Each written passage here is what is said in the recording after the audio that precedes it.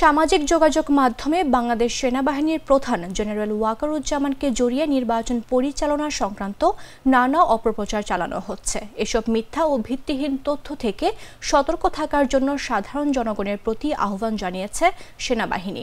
শুক্রবার বাংলাদেশ সেনাবাহিনীর verified Facebook page থেকে এক বার্তায় সাধারণ জনগণকে আহ্বান জানানো হয়েছে। ফেসবুক পোস্টে বলা হয়, সামাজিক যোগাযোগ মাধ্যমে সেনাবাহিনীর প্রধানকে জড়িয়ে নির্বাচন পরিচালনা সংক্রান্ত মিথ্যা ও ভিত্তিহীন অপপ্রচার চালানো হচ্ছে। জনসাধারণকে এসব থেকে সতর্ক থাকার জন্য অনুরোধ করা হয়েছে।